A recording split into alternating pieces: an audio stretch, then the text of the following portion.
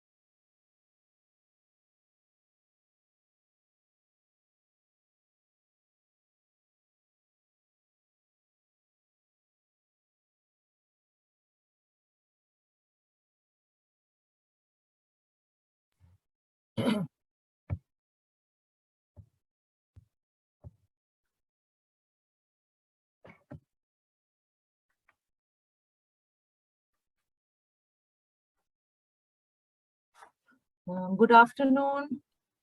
Good afternoon, ma'am. Are more joining, or should we start?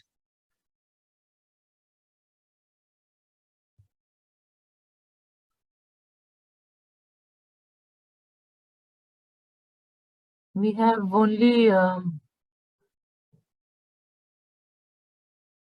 I think we should wait for 1 or 2 minutes.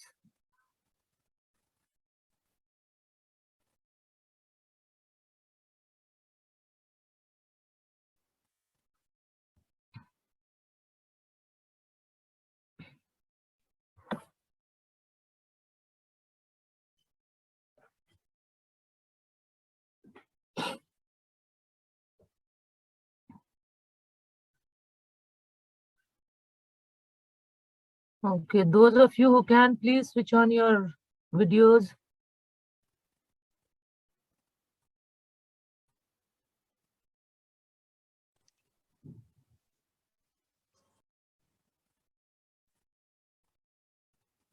Thank you, Devpriya.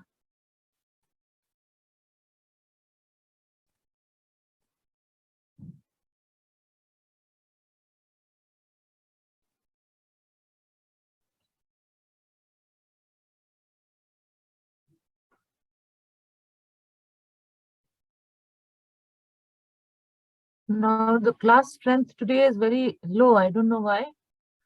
There are only 6 students.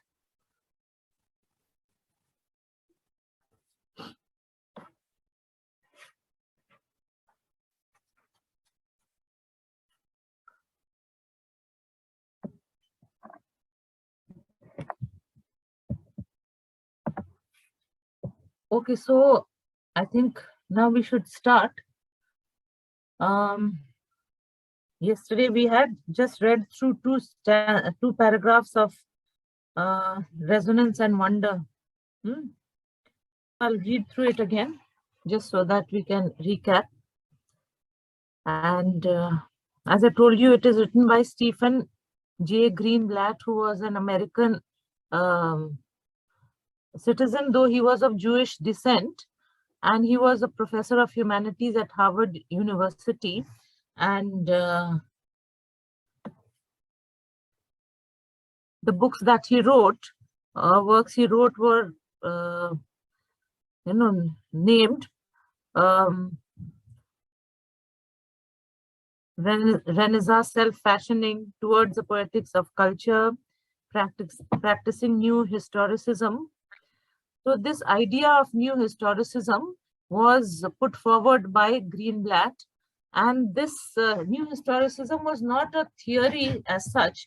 it was, it was not a formal theory as such, but it was just a kind of a approach to the reading of history and the reading of literary texts that was proposed by Greenblatt.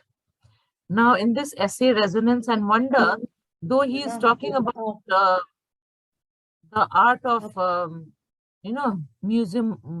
setting up a museum, or the manner in which artifacts should be or are displayed in a museum, underneath it, we get a clear idea of what he means by by this term that he coined, new historicism. Okay. So I'm reading through it. He says, I propose to examine two distinct models for the exhibition of works of art, one centered on what I shall call resonance and the other on wonder. By resonance, I mean... You've already got this, ma'am, Yes, this yes. page. Whole page? Yes, ma'am. And we were in the idea is not to find outside on page 43, ma'am. The second and third line. Let me just read through it so that, the sequence of thought is established. Okay, So he ma'am. says that by wonder, I mean the power of the displayed object to stop the viewer in his or her tracks, to convey an arresting sense of uniqueness, to evoke an exalted attention. I should say at once that the scholarly practice that I myself represent, a practice known as the new historicism, has distinct affinities with resonance. That is, my concern with literary texts has been to reflect upon the historical circumstances of their original production and consumption, and to analyze the relationship between these circumstances and our own. I have tried to understand the intersecting circumstances not as a stable prefabricated background against which the literary texts can be placed, but as a dense network of evolving and often contradictory social practices. We do not have direct, unmediated access to these practices. They are accessible to us through acts of interpretation, not essentially different from those with which we apprehend works of art. If, in consequence, we lose the sense of reassuring solidity that an older historicism seemed to promise, we gain in recompense a far richer sense of the vital and dynamic nature of non-literary expressions. Okay, so here he is telling us what is the difference between the old historicism and new historicism. And he says that in the sense of reassuring solidity that old historicism afforded was because old historicism followed the pattern of, contexting, meaning that history was only a context in which the work of literature could be read, whereas new historicism followed a kind of defamiliarization of the text, meaning that it did not use history as the background on which the text was to be placed, but rather history was to be read along with the text, or the text was to be read along with history, meaning that the text was now being presented in a new light and was to be read through a new perspective. And the same would apply to history also, because, okay, let's read further. The idea is not to find outside the work of art some rock onto which interpretation can be securely chained, but rather to situate the work in relation to other representational practices operative in the culture at a given moment in both its history and our own.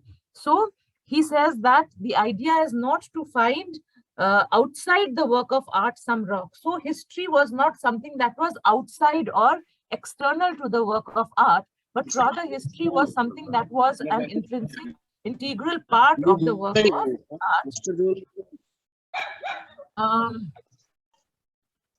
So he says that the method or the process was rather to situate the work in relation to other representational practices operative in the culture at a given moment in both its history and our own. So the text was now to be interpreted in two different, ways.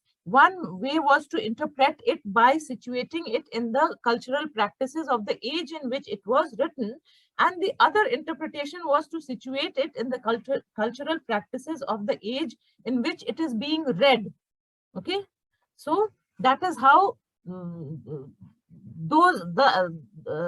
the time at which it was written and the time in which it is being read, both these would also be interrelated. The cultural practices of both these times, historical times, would also become interrelated or connected through the text. And we begin to understand something of the dialectic nature of these relations. So he says that, the relation between history and the text and literature, that is to say, because history also was a text. For Greenblatt, or for the new historicists, history was not only a record of incidents and happenings, but history itself was a text which had to be read just in the way that a text of literature was to be read. So he says that we begin to understand something of the dialectic nature of these relations. In Louis Montrose's convenient formulation, the goal has been to grasp simultaneously the historicity of texts and the textuality of history. So this, statement that was made by Louis Montrose, who was also an American literary theorist and an early proponent of new historicism. So this formulation or this statement that was made by him, the historicity of texts and the textuality of history, is taken as the byword of new historicism, because this is what the new historicists follow, that the historicity of texts, meaning that text here, what he means by text is literary texts. Now, literary texts themselves, are a result of cultural constructs, so as to say. The literary text itself is a discourse which is made up of the cultural constructs of the time in which it was written. And the history, history was also a dynamic force, and history itself was created or influenced rather by the the academic or the intellectual discourses of the time. So that is why he talks about the historicity of text. Literary texts are historical, or they carry history within it, and history also carries the text, the literature, the word. What is important here is that historicists, they believe in like the old, but the new historicists, they believe in the word of the past. That is a very remarkable difference, the world of the past and the word of the past. And by word of the past, again, they mean the language, the literature, okay, which is, which is expressive of all the social structures, expressive of all the power structures, and expressive of all the discursive practices of the time. So this is the goal of new historicism, to find the historicity of text and the textuality of history. Insofar as this approach, developed for the interpretation of texts, is at all applicable to art museums, and this remains to be seen, it would reinforce the attempt to reduce the isolation of individual masterpieces, to illuminate the conditions of their making, to disclose the history of their appropriation and the circumstances in which they came to be displayed, to restore the tangibility, the openness, the permeability of boundaries that enabled the objects to come into being in the first place. Okay, so he says that this approach of new historicism, which was developed basically for the interpretation of texts, could also be applied, perhaps could be applied to art museums also. And he says that if it could be applied to art museums, it would reinforce this attempt to reduce any work of, to try to interpret any work of art in isolation.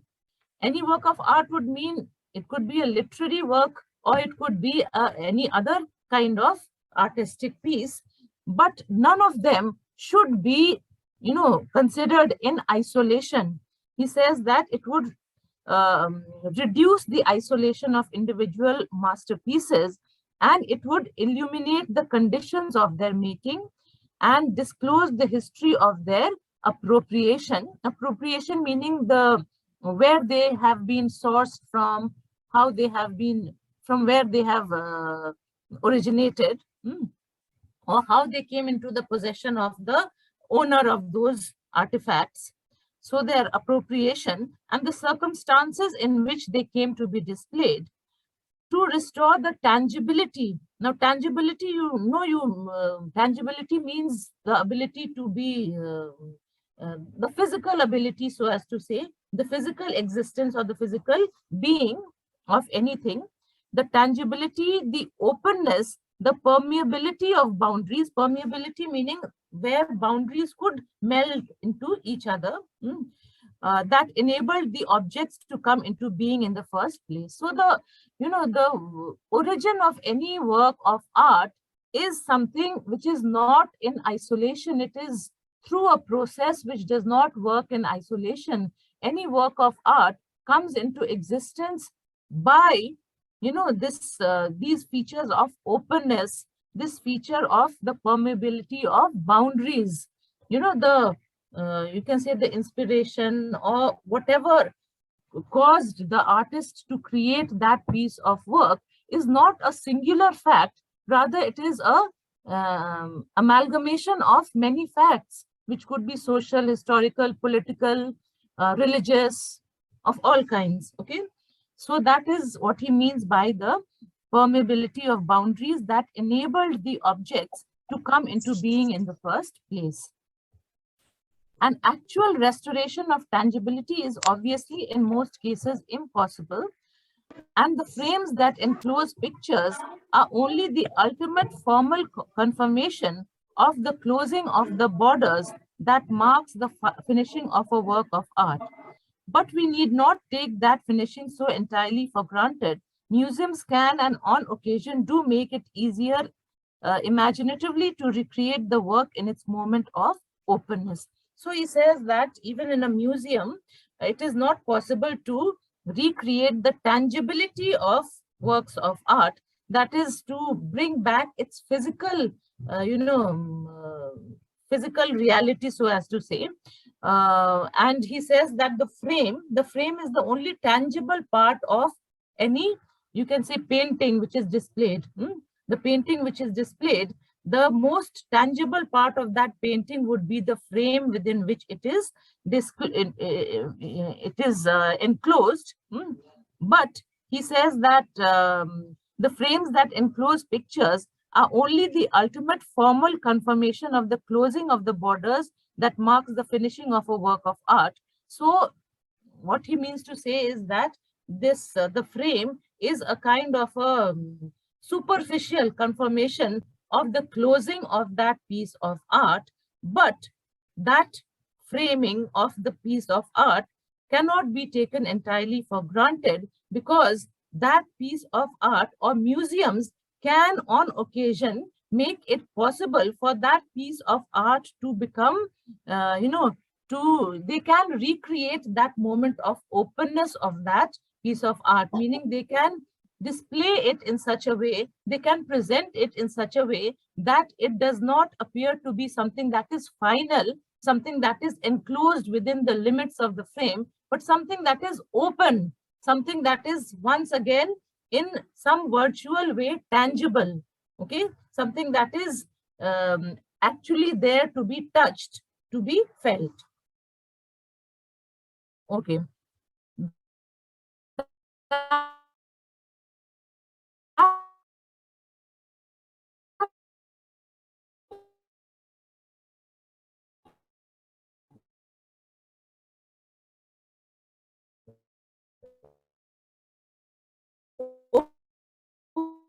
Openness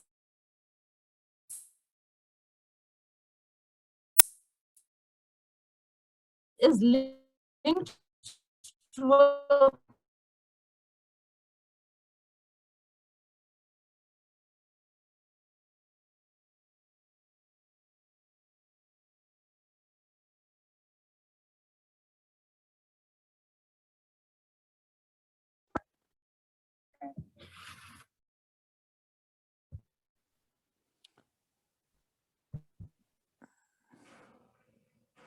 Okay, so he says that museums can make a work of art open in that way, but this openness is linked to a risk factor, and that risk factor is the precariousness of the object of art. Now, here, by precariousness, he means the liability of that object of art to be destroyed, to be broken. So he says this is the reason why museums dread display.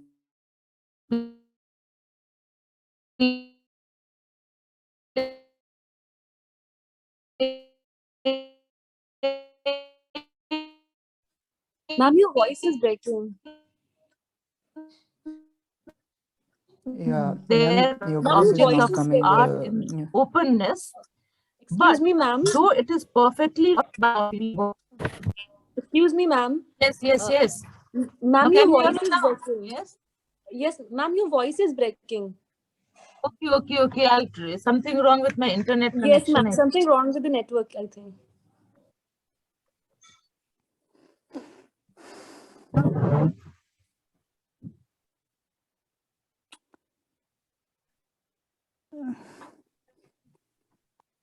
Hindi wale students can leave this meeting. Your meeting of Hindi subjects is going on other link. So you can leave, please. What was that about? You have a parallel class going on. No, ma'am. Actually, There are some Yes. Hindi subject students. They are joined mistakenly. Actually, ma'am, there's a So confusion, and some of the Hindi students also joined in this group because we have sent the link to the common group. So some of the students have joined. It was a Now, can you confusion, hear ma'am. me? Okay, okay. Now, am I It was a clear? confusion. Can you hear Yes, me ma'am, your clearly? voice is clear. Yes, ma'am, your yes. voice is clear. Okay, so he was saying that museums, they display their objects of art. I mean, they can display it with openness. They can impart some a degree of openness to it. But then that involves a risk factor, and that risk is of the the object being broken or being um, destroyed. But he says, though it is perfectly reasonable for museums to protect their objects, and I would not wish it any other way, precariousness is a rich source of resonance. Now, this second use of the word precariousness that he makes, here it refers to, it refers to the fact that these works of art, they are precarious because they are not absolute in their meanings. They are dependent on many other factors for their meaning. Okay, for an understanding of them, there are many other factors behind them which have to be understood. And this precariousness, he says, is a rich source of resonance. So resonance, as I told you, resonance meant or means a kind of an echo, or it also means a kind of an implication of more things behind it. It also means a kind of a suggestion of other things, other forces behind it. Okay, so the precariousness is also a rich source of resonance. Thomas Green, who has written a sensitive book on what he calls the vulnerable text, suggests that the symbolic wounding to which literature is prone may confer upon it power and fecundity. Okay. Now, Thomas Green, that he talks about here, Thomas Green again was an American scholar of English literature, and he wrote a book which he called The Vulnerable Text, which was actually a collection of essays on Renaissance literature. And in the introduction, he suggests that the symbolic wounding here would mean the misinterpretations, okay? The symbolic wounding to which literature is prone may confer upon it power and fecundity. Now, fecundity means a kind of fertility or a kind of ability to be open to multiple interpretations. So he says that the vulnerability of the text is also a part of its fertility, a part of its power. So the symbolic wounding to which literature is prone may confer upon it power and fecundity. The vulnerability of poetry, Green argues, stems from four basic conditions of language: its historicity, its dialogic function, its referential function, and its dependence on figuration. So, literary texts, here he is talking about literary texts, that these literary texts, they are vulnerable, that is, they are open to, vulnerability means being open to harm, and at the same time, it also means being open to different kinds of emotions, different kinds of interpretations. So, the vulnerability of poetry stems from four basic conditions of language, and that is its historicity. The historicity meaning the historical context. Its dialogic function, the dialogic function is the narrative that it offers, and its referential function, that is the allusive function, the way it alludes to so many other things, and its dependence on figuration. Figuration, the ornamentation and representation of things in different ways. So literature, it depends on these four things for its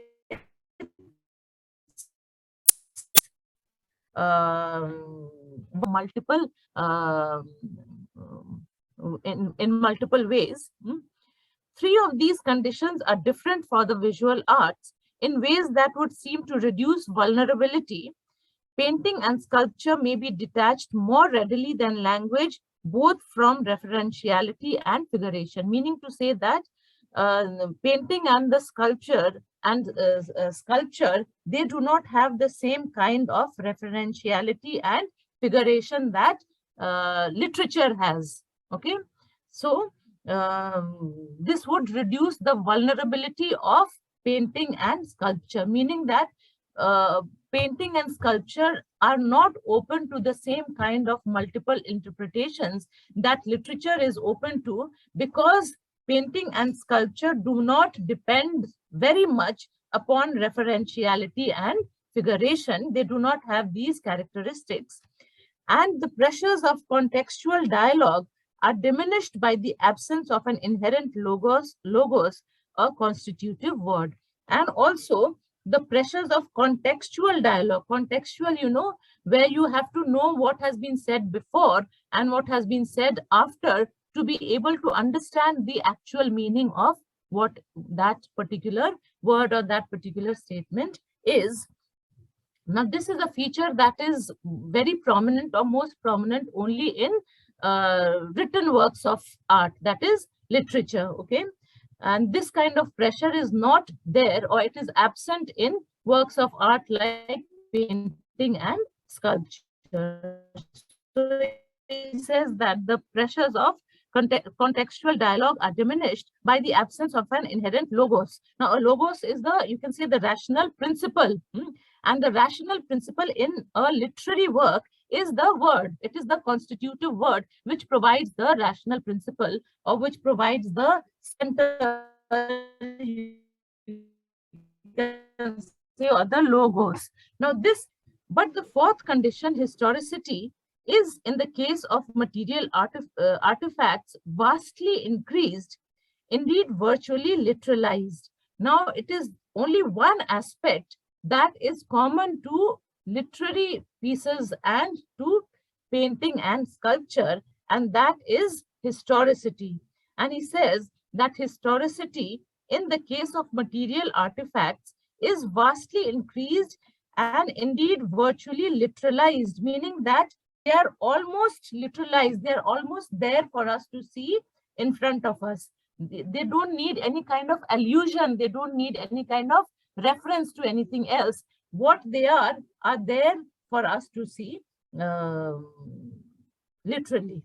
So museums function partly by design and partly in spite of themselves as monuments to the fragility of cultures, to the fall of sustaining institutions and noble houses, the collapse of rituals, the evacuation of myths, the destructive effects of warfare, neglect, and corrosive doubt.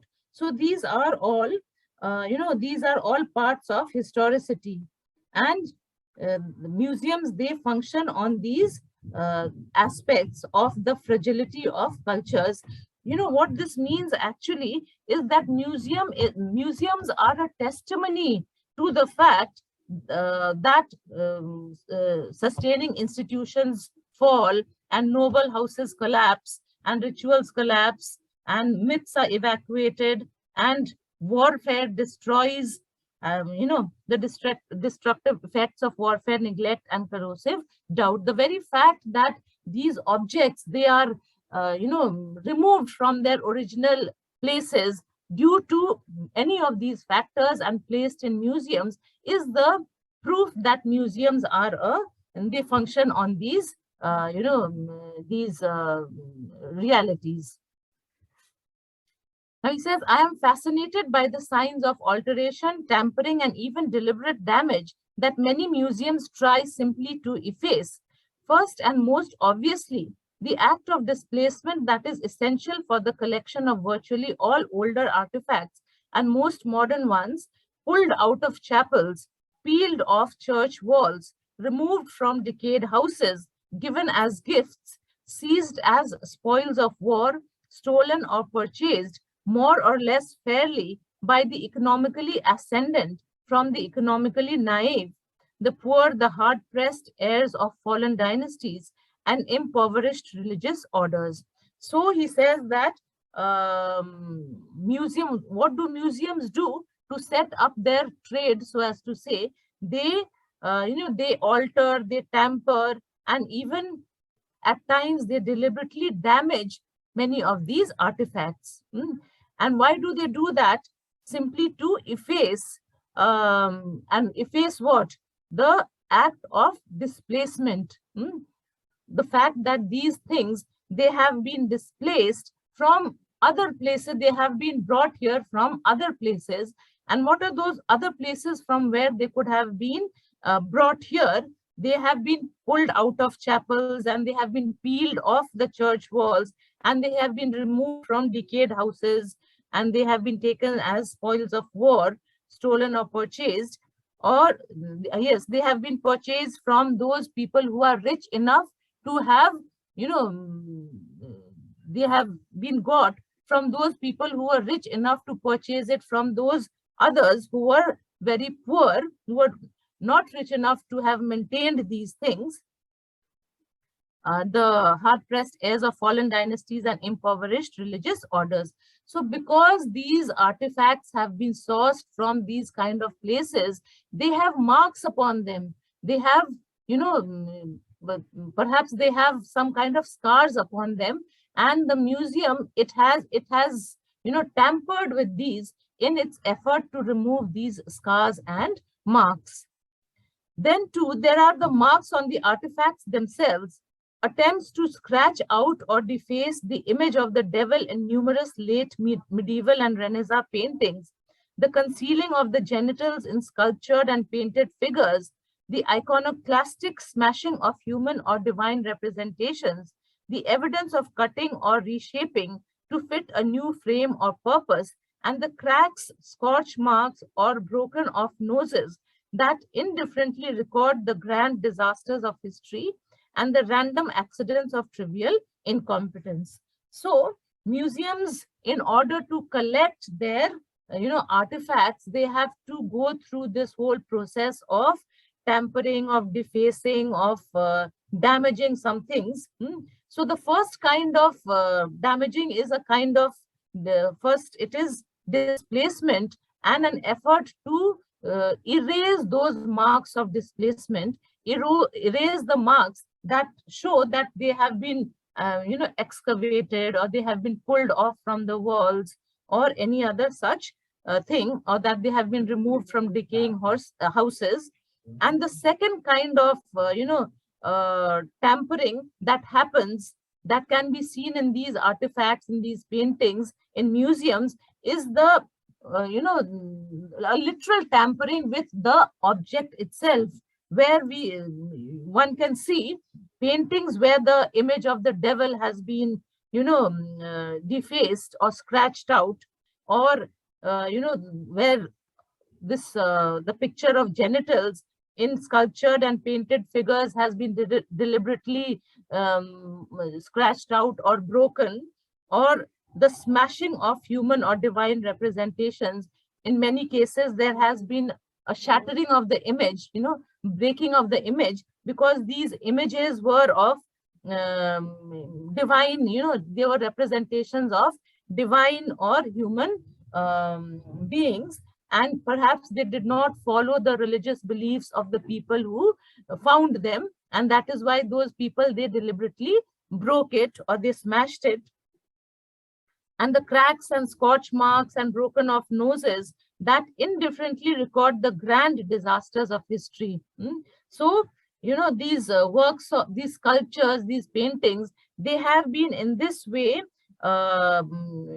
spoiled, so as to say, or they have been altered, they have been tampered through the grand disasters of history. The grand disasters of history would mean where people who follow a particular principle, a particular kind of tradition of belief, they would not tolerate a representation that is in any other, that follows another set of beliefs. And that is why they would try to,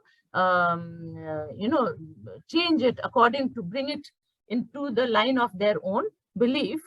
And then there are some tamperings that happen, or some destruction that happens as a result of accidents.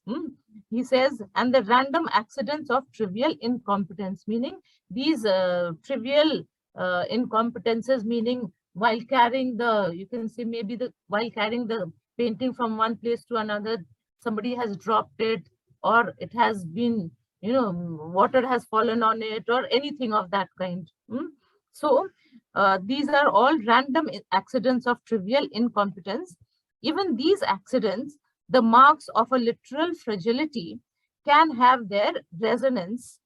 So everything that can be seen in on these works of on these paintings and sculptures, any kind of tampering, any kind of alteration, any kind of deliberate damage, any accident that may have happened to it, all these things are also aspects of resonance. All these things also suggest something. All these things also imply something. And what are the things that they imply? They imply these grand histories. They imply the incompetencies of the people. They imply the intolerance of people, religious and cultural intolerance. The climax of an absurdly hagiographical Proust exhibition several years ago was a display case holding a small patched modest vase with a label that read, "This vase broken by Marcel Proust." So to give a very striking example, he tells us how there was an absurdly hagiographical Proust exhibition. Now, hagiographical, actually, hagiography refers to the biography of saints and of venerated persons, and it is a kind of an idolization. Okay, so there was an exhibition of Proust. Now, Proust, is Marcel Proust, who was a French novelist. He was a critic and an essayist, and he is credited with having written the longest novel, officially the longest novel, which is written in 7 volumes, and it has 3,200 pages and 2,000 characters. And the name of this novel was written over a period of 14 years, and it was called in search of lost time. Okay, so Proust, he was venerated, he was idolized because of this, and an entire exhibition was held of Proust, or of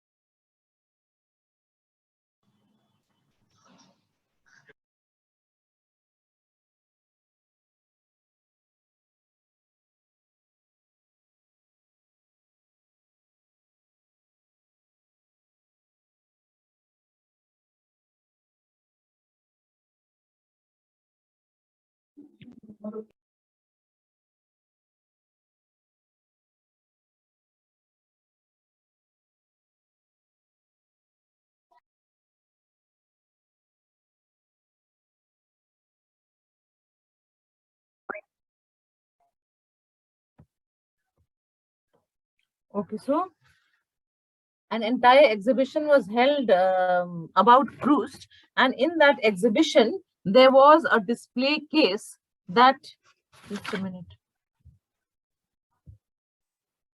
Okay. In that exhibition there was a display case which held a small modest vase with a label that read, "This vase broken by Marcel Proust."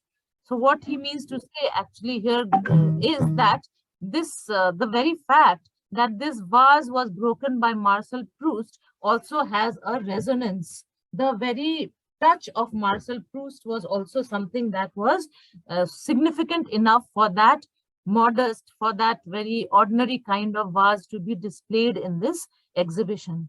Okay, so that is the that is the aspect of resonance. As this comical example suggests, wounded artifacts may be compelling not only as witnesses to the violence of history, but as signs of use, marks of the human touch, and hence links with the openness to touch that was the condition of their creation. So this is the resonance of artifacts, and even wounded artifacts, because it leads to, or it suggests, or it opens a link to the touch that was the condition of their creation. It opens the imagination of the viewer to the conditions, or to the person whose fingers may have touched that particular work of sculpture or painting. The most familiar way to recreate the openness of aesthetic artifacts without simply renewing their vulnerability is through a skillful deployment of explanatory texts in the catalogue, on the walls of the exhibition, or on cassettes. The texts so deployed introduce and, in effect, stand in for the context that has been effaced in the process of moving the object into the museum. So he says that this is also a way of display that museums adopt, and the most familiar way to recreate this openness, to open the object of art to the imagination of the viewer without renewing their vulnerability, meaning without making them liable to be destroyed again, is through a skillful deployment of explanatory texts in the catalogue, meaning a description about the creation of those artifacts, about the age to which it belonged, or the person by which it was created, or the circumstances in which it was created. The catalogue contains all this information, and this is a method that museums adopt in order to make that object of art more resonant, in order to make that work of art more open. Okay, so the texts so deployed introduce and, in effect, stand in for the context that has been effaced in the process of moving the object into the museum. If you have gone to any museum, you may come across many sculptures, many images which have hands and noses and ears and legs broken off, and that breaking off could have been a deliberate destruction of it, or it could have been a careless accident, whatever it may have been, there is an accompanying text which explains what the what that piece of sculpture or that painting actually was like, and how it was actually created. Okay, so but insofar as that context is partially, often primarily visual as well as verbal, textual contextualism has its limit. Hence, the mute eloquence of the display of the palette, brushes, and other implements that an artist of a given period would have employed, or of objects that are represented in the exhibited paintings, or of materials and images that in some way parallel or intersect with the works of art. So, what he says here is that the accompanying text in the catalog or in a on the wall of the exhibition or even on cassettes, something that is verbal, these also have their limitations. Okay, they have their limitations because it offers only partial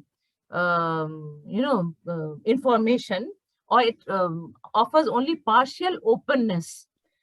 But he says, to overcome that, what do museums do? They display, along with the original object, they display other objects that were associated with it, such as the palettes and the brushes and the other implements that the artist may have used when he was that particular piece of sculpture or painting. And he says that of objects that are represented in the exhibited paintings, or of materials and images that in some way parallel or intersect with the works of art. So the display of these associated objects with that original piece of, that chief piece of art, or the main piece of art that is that is of considered to be of value, what is the effect of that? It creates it opens up an even more bigger world for the viewer to imagine the exact process of the creation of that particular piece, the exact conditions in which that particular piece was created. Among the most resonant moments are those in which the supposedly contextual objects take on a life of their own and make a claim rivaling that of the object that is formerly privileged. A table, a chair, a map, often seemingly placed only to provide a decorative setting for a grand work, become oddly expressive, significant not as background, but as compelling representational practices in themselves. Now, this is exactly what new historicism proposes, that any work of art is not only to be studied with history in the background, but it is to be studied parallel with the with the conditions of its creation. And that is why he says that sometimes the most resonant moments are those in which the supposedly contextual objects, those associated objects which are not the main object, those associated objects, they take on a life of their own, meaning they impart some extra meaning, so as to say, or perhaps they attract enough attention to be to be of considered to be of great value by themselves. So they take on a life of their own and make a claim rivaling that of the object that is formerly privileged. So the importance of the main object is rivaled by these other objects which are placed side by side, and the purpose of which was only to add to the meaning of the main object. A table, a chair, a map, often seemingly placed only to provide a decorative setting for a grand work, become oddly expressive and significant not as background, but as compelling representational practices in themselves. These practices may in turn impinge upon the grand work, meaning they may even encroach upon, they may extend their own meaning upon the grand work, so that we begin to glimpse a kind of circulation. So it is this circulation that he is talking about, the circulation between the main text or the main piece of art that is being studied and everything else that is associated with it, which contributed to its creation, which was the reason for its creation. The cultural practice and social energy implicit in map making are drawn into the aesthetic orbit of a painting that has itself enabled us to register some of the representational significance of the map.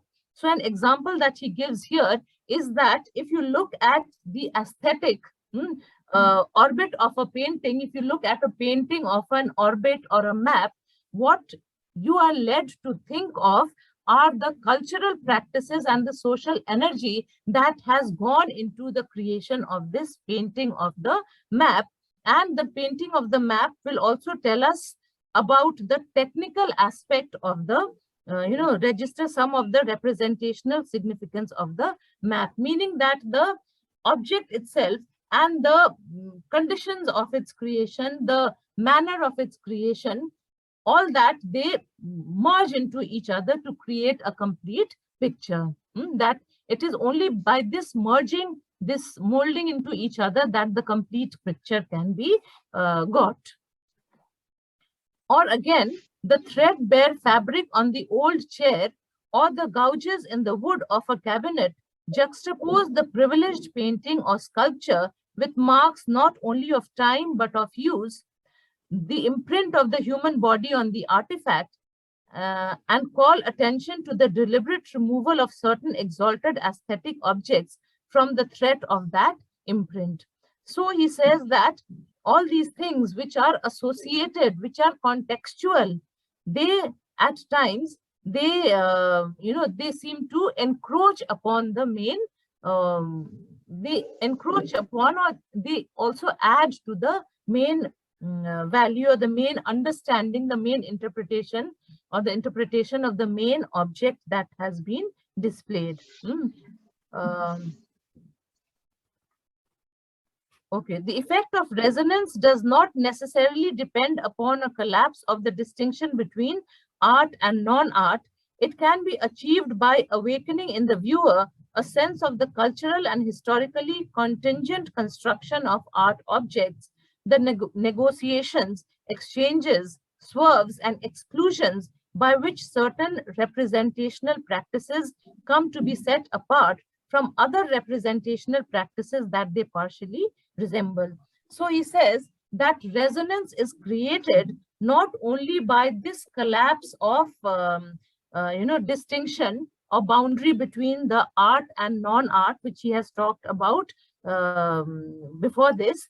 He says resonance can also be achieved by awakening in the viewer a sense of the cultural and historically contingent construction of art objects, meaning those conditions, those cultural and historical conditions which led to the construction of the art objects. And what were those cultural and historical contingencies or conditions? They were the negotiations, the exchanges, the swerves, and the exclusions by which certain representational practices came to be set apart, meaning, the practices that are involved in the creation of different kinds of art are different. The pressures that work upon the creation of one kind of art is not the same as the pressures or the practices that are involved in the creation of another kind of art.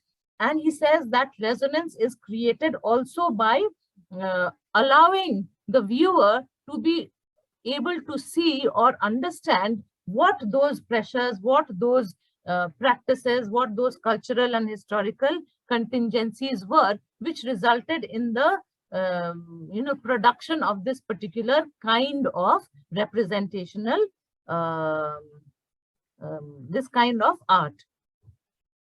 A resonant exhibition often pulls the viewer away from the celebration of isolated objects and toward a series of implied, only half visible relationships and questions. So what is a resonant exhibition? He says a resonant exhibition is that which allows the viewer not only to view that object which has been placed there in the museum, and in a way it is isolated because physically it is cut off from the conditions of its production, but it will be resonant if, you know, if the viewer is able to think of those half visible relationships and questions. How did the objects come to be displayed? What is at stake in categorizing them as museum quality? How were they originally used? What cultural and material conditions made possible their production? What were the feelings of those who originally held the objects, cherished them, collected them, possessed them? What is the meaning of the viewer's relationship to those same objects when they were displayed in a specific museum on a specific day? So this is the, the narrative that is behind that particular isolated piece of art, which will make that piece of art resonant.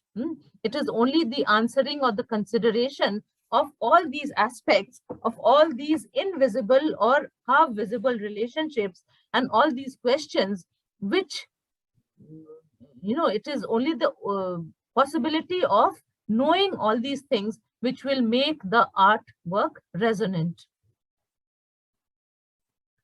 It is time to give a more sustained example. Perhaps the most purely resonant museum I have ever seen is the State Jewish Museum in Prague.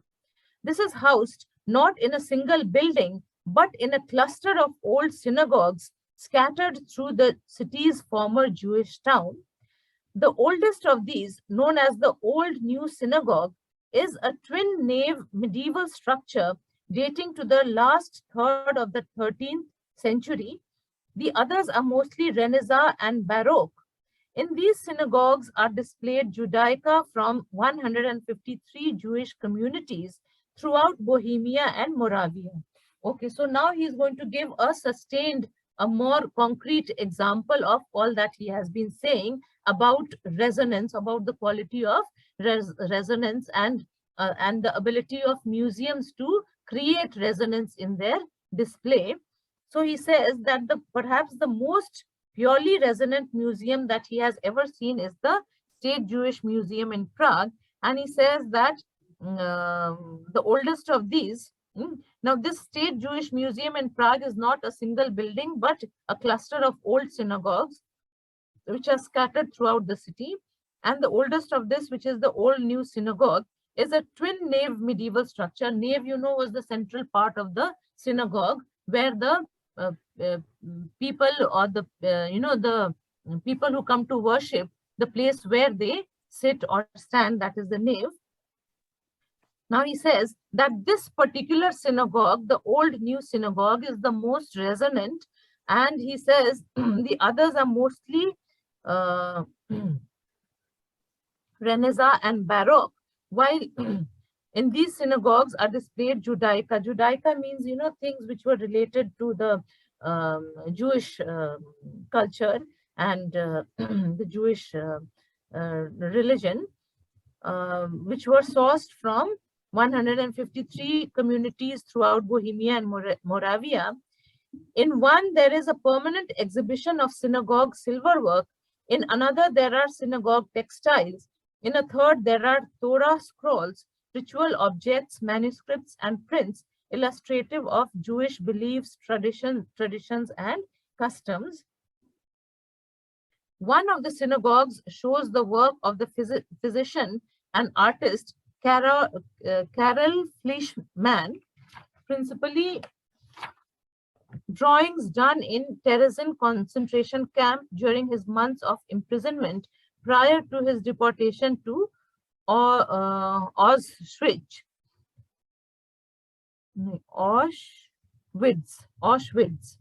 Next door in the ceremonial hall of the Prague Burial Society, there is a wrenching exhibition of children's drawings from Terezin. Finally, one synagogue, closed at the time of my visit to Prague, has simply a wall of names, thousands of them, to commemorate the Jewish victims of Nazi persecution in Czechoslovakia. Okay, so what he is saying here is that the old new synagogue, what does it have?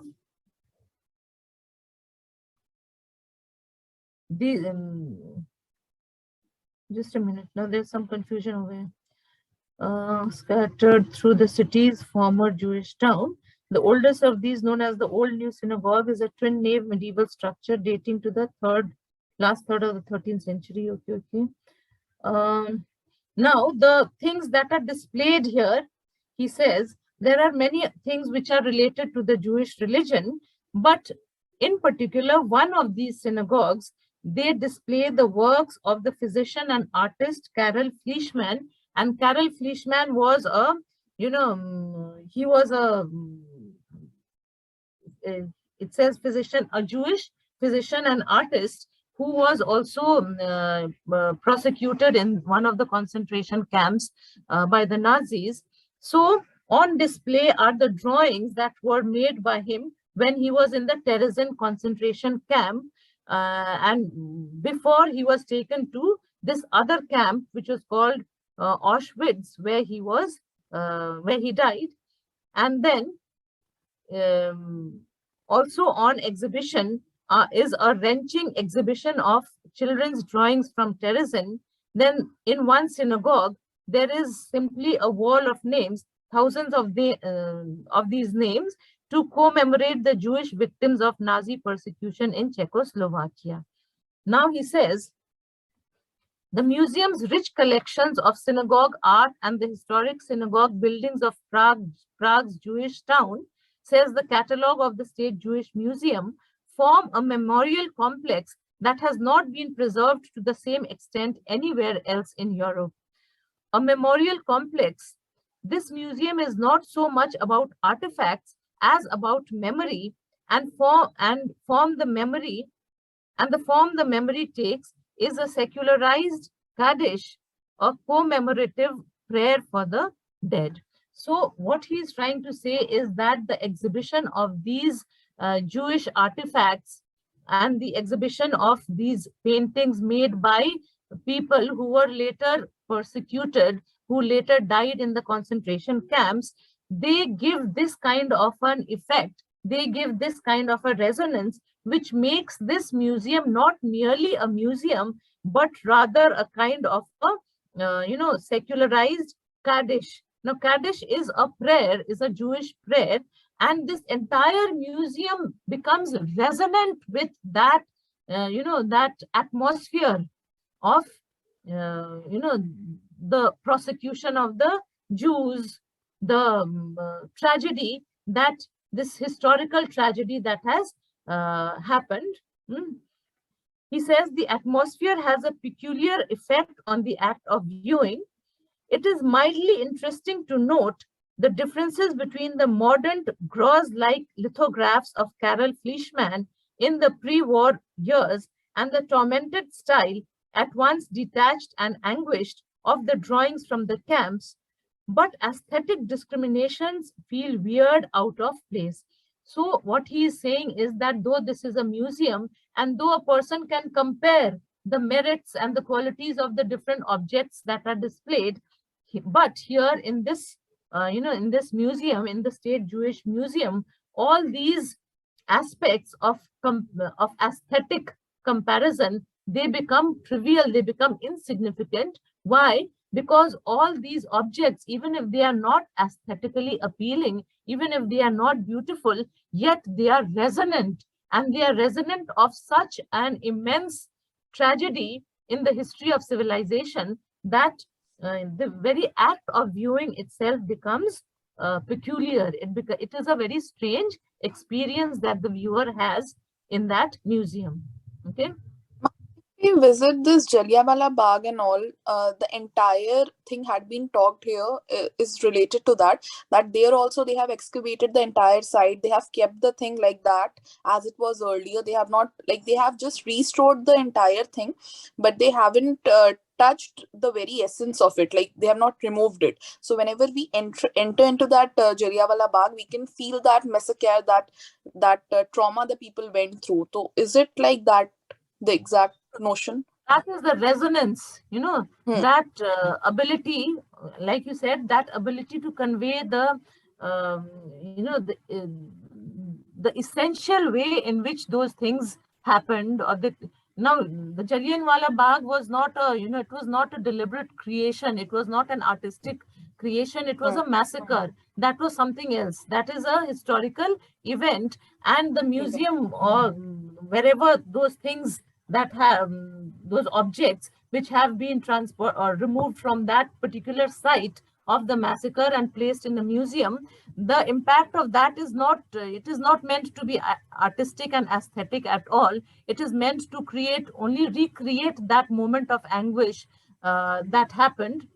But here in museums, museums are actually, you know, storehouses of, you can say, they are memory, and at the same time they are also places where the aesthetic and the artistic, you know, aspect of things are to be taken into consideration. Okay, so what he is saying is that, anyway, he's going to come to that later when he talks about the element of wonder. The element of resonance that he is talking about is what you have also described, the resonance, or the ability to bring back, to recreate all those events, all those things, all that entire ethos which went into, or which happened, or which were behind those objects which are on display. So here he is talking about the paintings which were made by people who were living in concentration camps.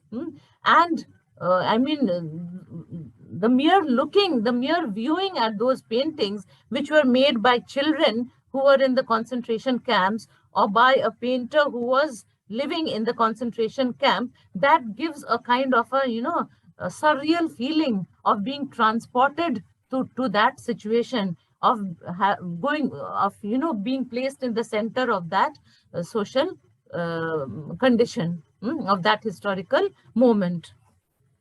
So he says that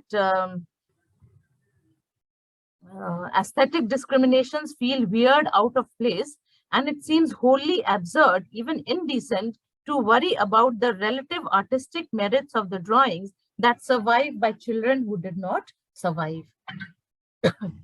The discordance between viewing and remembering is greatly reduced with the older, less emotionally charged artifacts. But even here, the ritual objects in their glass cases convey an odd and desolate impression. The oddity, I suppose, should be no greater than in seeing an image of a Mayan god, or for that matter, a pyx or ciborium. But we have become so used to the display of such objects, so accustomed to considering them works of art, that even pious Catholics, as far as I know, do not necessarily feel disconcerted by their transformation from ritual function to aesthetic exhibition. And until very recently, the voices of the peoples who might have objected to the display of their religious artifacts have not been heard, and certainly not attended to. Now he says that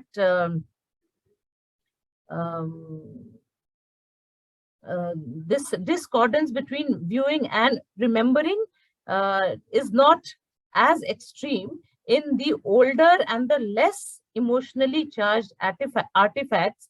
But even then, even these older objects which are in the glass cases, they convey an odd and desolate impression. Now, this oddity that he talks about, he says there are two kinds of oddities. One oddity is when we look at something which is, when we see something in a museum, which is, you know, which perhaps should not be in a museum. These are objects which are used in some other places, and these are not exactly artistic artifacts. And one kind of oddity is that oddity that is experienced when looking at these paintings made by these Jewish children, by these Jewish artists who were later, who did not survive. Now he says, the oddity, I suppose, should be no greater than in seeing the image of a Mayan god. Now, this Mayan god, these, you know, the Mayan civilization refers to the, you know, the group of the communities that are living in Central America, around the region of Mexico. And he says that if we see an image of a Mayan god, or if we see a pyx, which is the container in which the bread for the Eucharist is kept in the church, or the ciborium. The ciborium is that place, that kind of platform where the Eucharist is held. So if we see a pyx or a ciborium or a Mayan god in a museum, we still feel that it is odd. We have a sense of oddity, that these places perhaps are not things that are to be expected in a museum. But even then, he says, we have become used to the display of such objects, and we have now become accustomed to considering them works of art, even if people originally, they objected to it. Now let's go on to the next paragraph. The Jewish objects are neither sufficiently distant to be absorbed into the detached ethos of anthropological display, nor sufficiently familiar to be framed and encased alongside the altarpieces and reliquaries that fill Western museums. And moving as they are, as mnemonic devices, most of the ritual objects in the State Jewish Museum are not, by contrast with Christian liturgical art, particularly remarkable either for their antiquity or their extraordinary beauty. They are significant exceptions. For example, some exquisite 17th and 18th century textiles used as Torah curtains and binders, but on the whole, the display cases are filled with the products of a people with a resistance to joining figural representation to religious observance, a strong, if by no means absolute, anti-iconic bias. The objects have, as it were, little will to be observed. Many of them are artifacts, ark curtains, Torah crowns, breastplates, finials, binders, pointers, and the like, the purpose of which was to be drawn back or removed in order to make possible the act that mattered, not viewing but reading. Now he's saying that these Jewish objects which are displayed in the State Jewish Museum, they are neither so taken from so far back in time to be absorbed into the detached. I mean, one cannot look at them in the detached manner that one looks at something which belonged to a long time ago in history. And nor are they close enough or familiar enough for us to be looked at like those, the pyx or the ciborium, not sufficiently familiar to be framed and encased alongside the altarpieces and reliquaries that fill Western museums. They are moving as mnemonic devices, and moving as they are as mnemonic devices. Now, mnemonic devices, you know, are devices that are meant to assist the memory. So they are moving as mnemonic devices.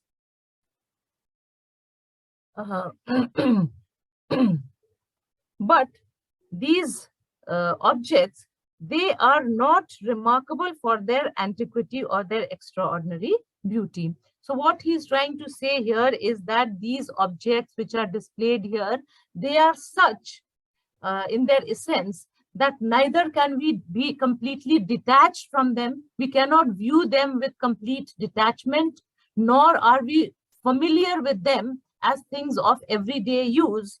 And they are mnemonic devices because they assist the memory, or they bring back to the memory certain things. But apart from that, they are not particularly beautiful. They are not extraordinary in their antiquity or their beauty. With a few examples, though he says that there are a few examples, there are a few things which are beautiful, which are aesthetically appealing, such as the Torah curtains and the binders. But on the whole, he says that these display cases are filled with the products of a people who were resistant to, they had an anti-iconic bias, meaning that they were resistant to representations through figures. They are filled with the products of a people with a resistance to joining figural representation to religious observance, meaning that they did not believe in this icons, they did not believe in figural representation, a strong, if by no means absolute, anti-iconic bias. So they had a bias against icons, the Jewish culture. Now the objects have, as it were, little will to be observed, and the objects, he says that the objects that are displayed in the state Jewish museums are such that they are not very appealing to be observed. They are, things like ark curtains and Torah crowns and breastplates and finials and binders and pointers and like.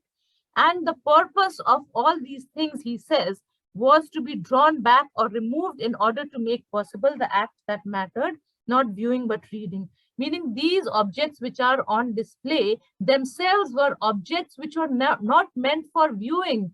They were not originally meant for viewing. They were not pieces of art. They were rather things which were meant to, cover up something. These Torah curtains, and you know what the Torah is. The Torah is supposed to be a part of the, Bible. It is supposed to be a part of the Bible, which is venerated by the Jews. It is a section of the Hebrew, and it is something, it is a kind of a holy book of the Jews. And this was kept in a place in the synagogue, which was covered with a curtain, which was concealed. So the things that are displayed in the museum are things which were meant for, which were meant to be used for concealment. They were not meant to be used for viewing. But the inhibition of viewing in the State Jewish Museum is paradoxically bound up with its resonance. And then he says the main point of all this that he is saying is that all these things which are in display or on display in the State Jewish Museum, which are things that have a mnemonic significance, which are things that bring to the memory certain conditions, certain, practices, all these things which were not meant to be displayed in a museum, all these things which were not created for displaying, but rather were created to cover up something, they all have their resonance. They are all paradoxically bound up with its resonance. They all have their significance. This resonance depends not upon visual stimulation, but upon a felt intensity of names, and behind the names, as the very term resonance suggests, of voices, the voices of those who chanted, studied, muttered their prayers, wept, and then were forever silenced. So all these things, they have a suggestion, they have an implication, they are pointers or they are hints to not what they themselves are, but to other things that were associated with them, and those other things are more significant. So, and mingled with these voices are others of those Jews in 1939 who were murdered in the old new synagogue where they were seeking refuge, of the great 16th century Kabbalist Yehuda ben Bezalel, who is known as Rabbi Lo, and who is fabled to have created the golem, and of the 20th century's ironic Kabbalist from Prague, Franz Kafka. So he says that the significance of the objects displayed in this Jewish museum is not the aesthetic or non-aesthetic aspect of those objects themselves, but the resonant aspect of those objects, how these objects bring to the mind of the viewer, and the viewer can almost hear the voices of those people who chanted, who used these objects, who